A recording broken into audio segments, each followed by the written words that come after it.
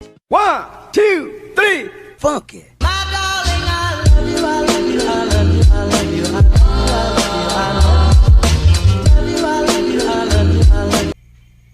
Hai, assalamualaikum warahmatullahi wabarakatuh. Perkenalkan, nama saya Andesta Dwi Fitriani. Saya dari kelas 1F Akuntansi Manajemen dengan nomor absen 4. Di sini saya akan menjelaskan tentang pembentukan struktur organisasi dengan mata kuliah pengantar bisnis, yaitu ujian tengah semester.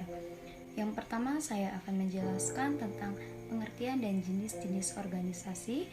Yang kedua, ada kekuasaan. Dan yang ketiga, ada organisasi formal dan informal. Yang keempat, ada faktor-faktor yang berpengaruh dalam pembentukan struktur organisasi. Di sini saya akan menjelaskan tentang pengertian dan jenis organisasi. Organisasi merupakan proses identifikasi, pengelompokan tugas yang wajib dilakukan, serta pendelegasian tanggung jawab dan wewenang yang memungkinkan sekelompok orang bekerja sama dengan efektif untuk mencapai tujuan bersama, atau wadah sekumpulan orang yang bekerja sama secara terstruktur sesuai tugasnya masing-masing. Selanjutnya ada jenis-jenis dari organisasi. Masing-masing organisasi yang pastinya memiliki peran, fungsi, dan tujuan yang berbeda-beda. Setidaknya ada 4 jenis organisasi yang perlu kita ketahui. Yang pertama, ada organisasi politik. Organisasi politik ini apa sih? Yaitu organisasi yang bertugas untuk menyelenggarakan aktivitas sebuah negara. Contohnya adalah pemegang kekuasaan eksekutif, legislatif, yudikatif, partai, politik, TNI, dan lain sebagainya. Yang kedua, ada organisasi bisnis atau organisasi perusahaan. Ini merupakan jenis organisasi yang bekerja dalam kegiatan ekonomi. Tujuannya adalah untuk meraih keuntungan atau profit. Organisasi bisnis ada yang berskala kecil sampai global. Yang ketiga, ada organisasi profesi, yaitu sekumpulan orang-orang yang memiliki profesi yang sama, umumnya membentuk satu kumpulan dengan tujuan tertentu. Dalam kegiatan pelaksanaan organisasi atau profesi, semua anggota harus bekerja berdasarkan kode etiknya masing-masing. Contohnya dari organisasi profesi adalah ID atau Ikatan Dokter Indonesia, Parvi, Perhimpunan Artis Film Indonesia, dan lain sebagainya. Dan yang keempat, yang terakhir adalah organisasi sosial. Organisasi sosial ini merupakan sebuah organisasi yang dibentuk oleh masyarakat dengan berbagai tujuan. Ada yang dibuat untuk memenuhi kebutuhan ekonomi, kekeluargaan, ilmiah, agama, dan lain sebagainya. Selanjutnya, subtopik kedua, yaitu kekuasaan. Apa itu kekuasaan?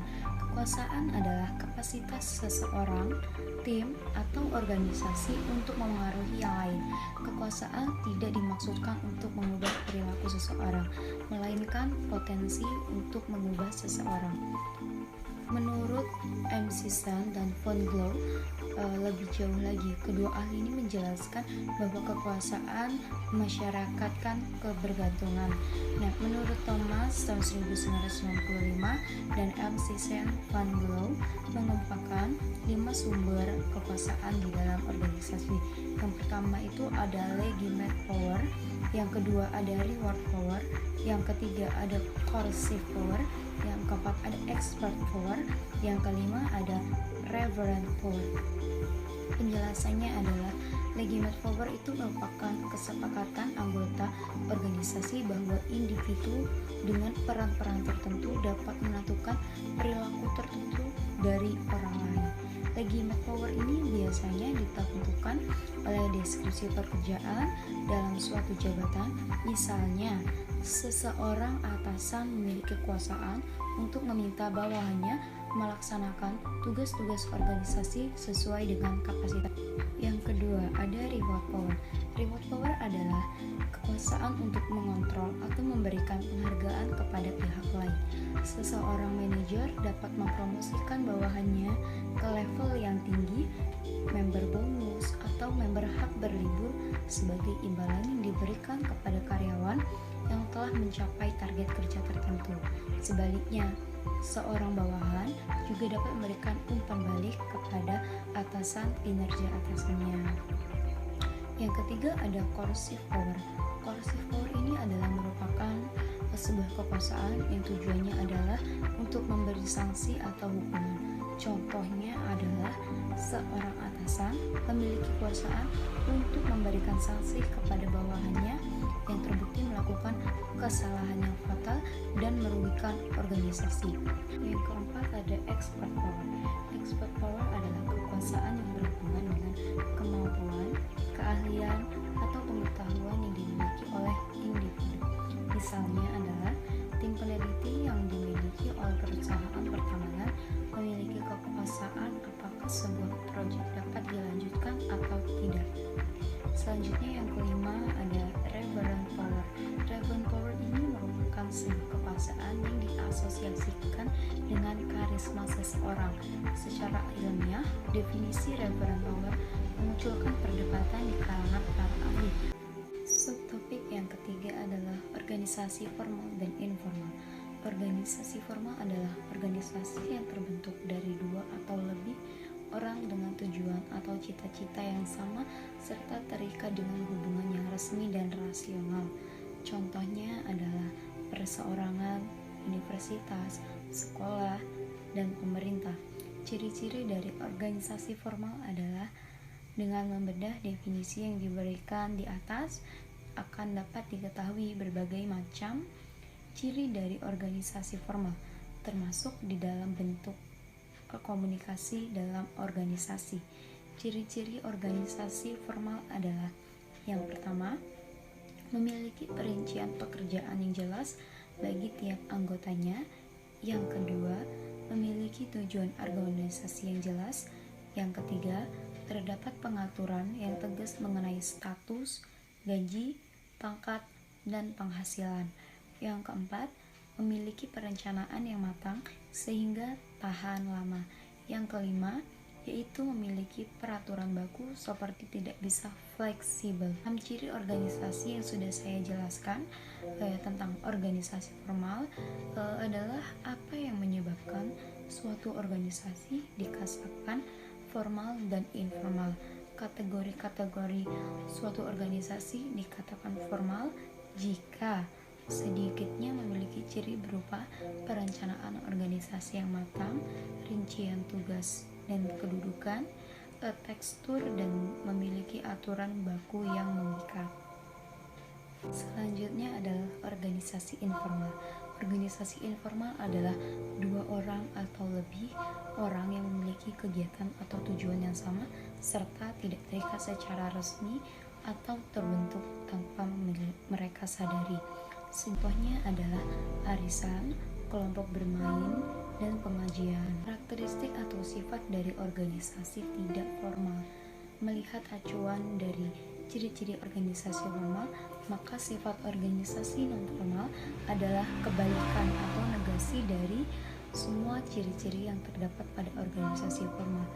Ciri-ciri tersebut adalah yang pertama itu tidak memiliki perincian tugas yang jelas, yang kedua bersifat bebas atau tidak fleksibel, yang ketiga tidak mengikat, yang keempat bersifat tidak pasti atau spontanitas, yang kelima keanggotaan bersifat terbuka dan bebas, tidak bisa dipastikan kapan menjadi anggota dan kapan tidak menjadi anggota, dan yang keenam ada memiliki ketentuan tidak formal, bisa diubah-ubah dan tidak tertulis bersifat kesepakatan bersama. Faktor pembentukan struktur organisasi. Yang pertama itu ada strategi organisasi. Strategi organisasi ini berperan untuk mencapai tujuan dari sebuah organisasi.